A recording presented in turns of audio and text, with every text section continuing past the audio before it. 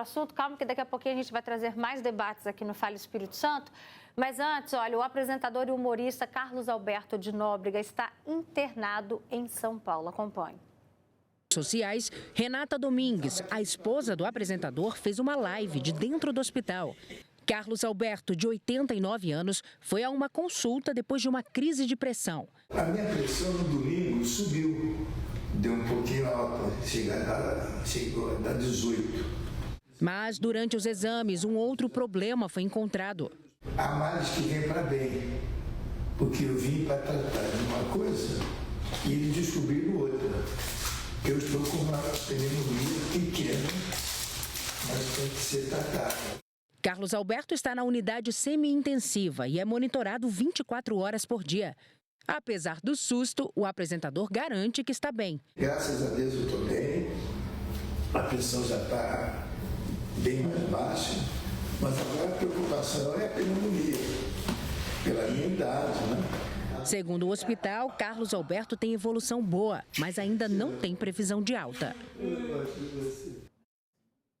E olha só, toda mulher que já teve filhos já passou por esse mesmo medo. Vocês vão entender, calma que a gente vai explicar, que é o quê? Perder o emprego logo depois da licença maternidade. O último caso que se tornou público foi da campeã olímpica Sara Menezes, demitida do cargo de técnica da Seleção Brasileira de Judô quando acabou a licença maternidade e ela se preparava para voltar a trabalhar. Sara disse que os representantes da Confederação Brasileira de Judô foram curtos e grossos. Disseram que reavaliaram a situação e que, por escolhas, inclusive financeiras, Sara estava demitida. Um processo de reestruturação interna. Simples assim, gente. A Sara terminou a postagem que ela fez na internet perguntando por que a mulher não pode ser inteira, mãe, trabalhadora. Sara foi eleita a melhor treinadora mulher de modalidade individual em 2024. Minha gente, acho que você já se identificou com esse medo, né? Você já passou em algum momento da sua vida esse medo, essa tensão. Nos últimos 5 anos, de acordo com o Sistema E-Social, 380 mil mulheres foram mandadas embora quando voltaram do período da licença maternidade. Esses dados abrangem demissões realizadas em até 2 anos depois dessas mulheres terem os filhos. Além do medo de perder o emprego, ainda existem os direitos que são desrespeitados antes e depois da gravidez, né? E esse é o nosso assunto de agora. Forte isso, né? Por que a mulher não pode ser inteira? Por que a gente não pode trabalhar? Por que a gente não pode ser mãe? Por que não? Por que a gente tem que ser pressionada e viver com esse medo? Fica complicado, né? A gente recebe aqui Luciana Infantini, psicóloga. Obrigada, Lu, pela sua presença, viu? Boa tarde. E a gente também recebe aqui Edilamara Rangel, ela que vai tirar todas as dúvidas. Já pode mandar aqui o seu caso, a sua pergunta, o que é seu direito, até onde vai, como é que funciona isso, que ela vai tirar todas as dúvidas. Já vão abrir espaço para os seus comentários aqui no nosso WhatsApp. Obrigada também, doutora, pela sua participação. Vamos lá, primeiramente, o que diz a lei em casos assim? Após, né, a gestação, licença maternidade, a mulher retornou do trabalho. Tem algo que a proteja nessa situação? Boa tarde, Alberta. Boa tarde. Boa tarde para todos aqueles que nos assistem. A lei, o que a lei garante? A lei garante da confirmação da gravidez até 5 meses após o parto, ela tem direito à estabilidade. A estabilidade é para a mãe e para o bebê. Após esse período, a lei não garante uma estabilidade para essa mulher no mercado de trabalho. A estabilidade é nesse período. O que deve acontecer é um bom senso entre os empregadores desse período especificamente. Até porque, como você falou, como que eu vou poder exercer o meu direito de mãe, exercer o meu direito de trabalhadora, a dignidade da pessoa, se quando eu retorno da minha licença maternidade, eu já não tenho mais o direito de trabalhar, não tenho o direito de inserir no mercado de trabalho. Então, é muito importante que empregadores tenham essa visão de que essa mulher que desempenha o seu trabalho, que é mãe, que nós temos também estatísticas provadas que essas mulheres desempenham bem mais as suas atividades dentro do contexto de uma adaptabilidade. Então, é realmente um diálogo, verificar as condições para que essa mulher permaneça efetivamente no mercado de trabalho. Até porque é o momento que ela mais vai precisar, as despesas estão aumentando, Luciano Fantini, né? Pensa, uma boca a mais na sua casa, uma pessoa a mais que vai precisar de roupas, vai precisar de cuidados, questões de saúde, medicamentos, e aí a mãe fica simplesmente o tempo todo preocupada desde a gestação. Você é mãe, você sabe como é que é, né, Lu? Com certeza, sim. Boa tarde, né, para quem está nos ouvindo. Boa tarde, Roberta.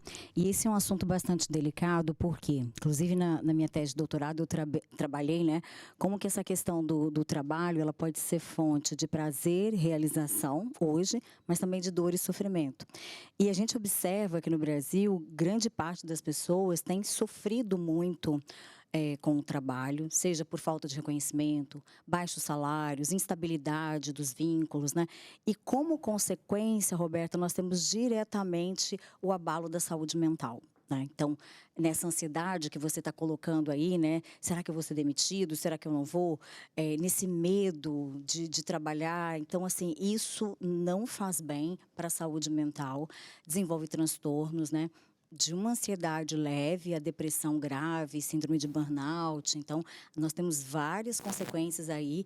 E aí, se a gente for pensar, Roberta, nessa fase que a mulher está voltando, né, para o mercado de trabalho, não só financeiramente ela vai precisar mais, como também ela vai estar mais vulnerável, né, afetivamente. Então, é até uma crueldade esperar esses 5 meses aí de estabilidade passar para demiti-la, né? É uma crueldade. Você de casa pode mandar suas dúvidas, suas perguntas, seu relato, quais são os seus direitos, você sabe, né? O que de repente, algum comportamento que a empresa teve com você, que hoje você vai ter esse entendimento que era um direito que você tinha e acabou deixando passar por falta, às vezes, de conhecimento, né? Quais são os direitos dessa mulher gestante? Por exemplo, quantas vezes a gente ouve, a criança tem uma consulta, um bebezinho tem uma consulta e a empresa nega? Isso é completamente absurdo, né, Roberta? Se a mãe tem uma consulta, essa mãe tem direito de levar o seu filho para fazer a consulta, trazendo a declaração, o comprovante que esteve no médico. Essa mãe tem os direitos aos intervalos para amamentação. Então, isso é garantido por lei. E a gente também tem que ter uma atenção, Roberta, você perguntou, essa mulher, por exemplo, retornou do período da sua estabilidade, ela foi dispensada. O que a gente precisa ter atenção? Se ela foi dispensada no caráter discriminatório, por exemplo, na empresa já havia uma conversa, já tinha uma fala de aquela pessoa vai retornar, olha, já vai ser problema, porque vai sair mais, porque vai ter mais demanda em razão do filho, vai precisar de fazer mais consultas, vai precisar de ter mais afastamentos legais que a lei defere. Esse tipo de comportamento no ambiente de trabalho, ela já ouvindo isso e já sabendo que isso aconteceu em razão deste fato, caracteriza-se uma dispensa discriminatória. Então, é importante a pessoa saber sobre isso, juntar os diálogos, juntar prints de WhatsApp, às vezes teve conversas ali num grupo da empresa, olha, está terminando a licença de fulana de tal, vai ser problema, a gente vai ter que trabalhar mais por ela, porque ela vai precisar de fazer mais coisas. Esse tipo de falas não podem acontecer de jeito nenhum. E mesmo se não acontecer, a própria mulher em si já fica nessa pressão? Roberta, porque na maioria das vezes, né, não vai ser dito na frente dela, não vai ser dito numa conversa de WhatsApp em que ela esteja, né? Isso vai ser pelas costas. Ela vai ter a impressão de que algo está acontecendo, uma sensação, às vezes, de olhares, né? E isso não tem como provar. Eu acho muito complicado essa situação justamente por conta disso, né? Como que essa mulher vai reunir provas para dizer que essa dispensa foi discriminatória? Aos olhares, né? Ela sabe o que está acontecendo, nós sabemos, mas isso não é o suficiente para caracterizar uma dispensa discriminatória. Então, assim, é uma situação bastante complicada e que as empresas precisam estar mais atentas, porque realmente as mulheres se engajam muito no trabalho, ainda mais quando são mães também. Então, é um olhar preconceituoso ainda, do tipo, ela vai faltar mais, ela vai precisar amamentar, ela vai levar no médico, mas isso tudo pode ser conversado, né? Pode ser negociado com essa mulher. Não necessariamente ela vai produzir menos. E volto a dizer, eu acho uma crueldade isso que as empresas têm feito com mulheres grávidas. Eu já presenciei situação assim e eu fiquei para morrer, sabe?